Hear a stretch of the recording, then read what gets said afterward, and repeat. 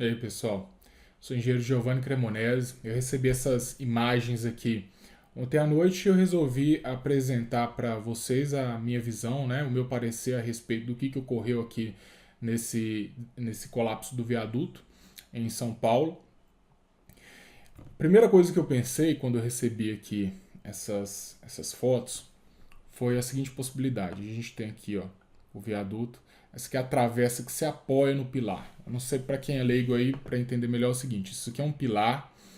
Essa região bem aqui, ó, que vocês estão observando. Deixa eu ampliar um pouquinho aqui para vocês verem.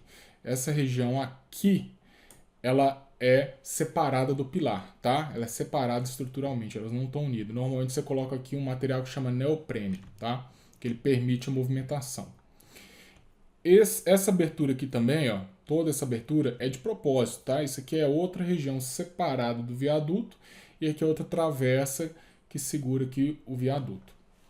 E o que rompeu foi a travessa, ok? A gente pode até observar aqui, ó, os estribos cortados, eles romperam também aqui os estribos. Então houve um colapso aqui da travessa do viaduto. A primeira possibilidade que eu pensei é se esse neoprene aqui ele não estiver servindo para permitir a movimentação natural aí do viaduto, porque quando ele esquenta ele vai dilatar, né? Ele vai aumentar o comprimento dele, quando ele esfria ele vai contrair e vai reduzir. Então a estrutura ela tem que se movimentar, essas juntas aí, né? Essa estrutura separada ela existe para permitir essa movimentação que tem que ocorrer, porque ela vai ocorrer. Se isso aí não estiver ocorrendo, porque não tem o neoprene ou porque o neoprene se desgastou, o que vai acontecer é que a travessa nessa região aqui de baixo vai ficar presa, ela não vai movimentar naturalmente, ela vai ficar presa, tá? Vai sofrer um efeito que chama de fadiga, ok? É como se você pegasse um arame, não sei se você já fez isso, você pega o arame e você começa a torcer ele. Chega um ponto que ele rompe, ok? Esse rompimento é um rompimento por fadiga. Então essa daqui é a primeira possibilidade.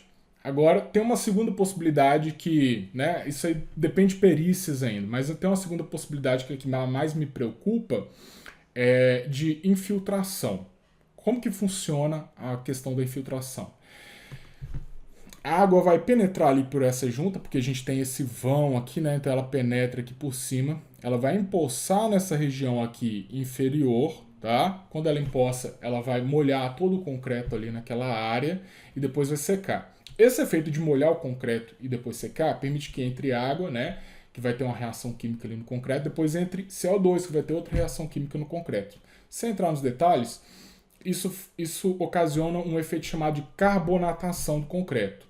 A carbonatação diminui o pH do concreto, tá? E o pH do concreto é algo que protege a armadura, né? Então você diminuindo o pH do concreto, você perde essa proteção das armaduras.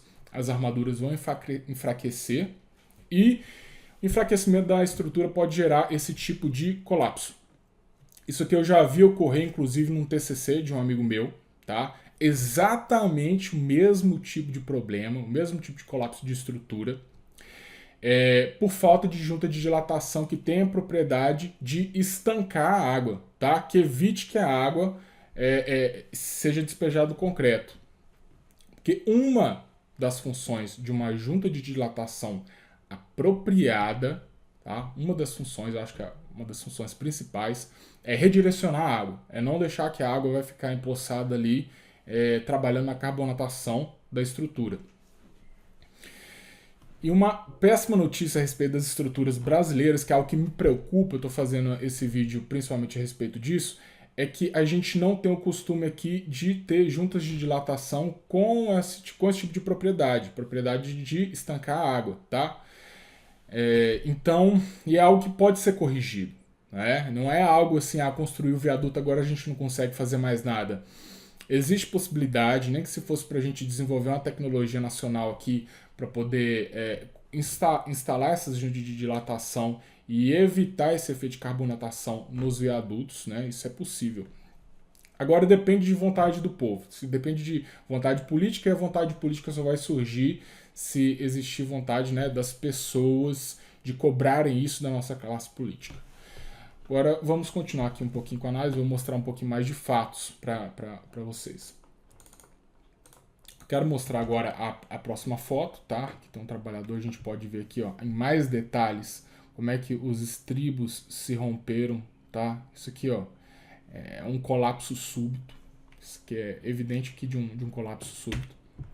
Isso aqui é uma junta de dilatação, uma junta de movimentação apropriada, tá? Uma junta de movimentação estrutural apropriada. Ela vai permitir que esse tipo de movimentação, né? O viaduto pode aumentar e depois ele pode aumentar e depois ele pode contrair livremente. E como que você faz para redirecionar a água? É dessa forma aqui. Você tendo essa lona aqui embaixo, ela vai captar água, ela tem um caimento, ela vai redirecionar a água para outro lugar, né? Evitando assim que a gente tenha aquele acúmulo de água e evitando aquele efeito de carbonatação. Eu fiz uma pesquisa aqui também que eu quero mostrar para vocês, que é a respeito de colapsos que ocorrem. Isso aqui não é tão raro assim, ó. Eu fiz uma pesquisa rápida aqui, e aqui a gente tem um colapso de laje aqui em um shopping nos Estados Unidos. Se vocês quiserem pesquisar por esse título aqui, vocês também vão encontrar. Olha só por que caiu. Um pessoal de manutenção, inclusive, informou os proprietários lá, a equipe do shopping, que havia uma junta de dilatação, tá? Uma junta de movimentação, sem sem estanqueidade, tá? Sem estanqueidade, que ela estava permitindo que a água entrasse na estrutura de concreto da laje. E o que acabou ocorrendo depois de alguns anos? A laje acabou desabando. Que a gente tem outro colapso aqui de viaduto, aliás, de passarela, que na verdade é uma passarela, por conta de problema em junta de movimentação. E eu quero mostrar aqui como é que, uma foto que eu encontrei, gente, mostrando a água, tá? Infiltrando aqui uns viadutos em São Paulo também. Isso aqui é de 2012, tá? De 2012 essa reportagem, olha aqui em cima. É uma reportagem de 2012 e desde aquela época eu acho que muito pouco foi feito.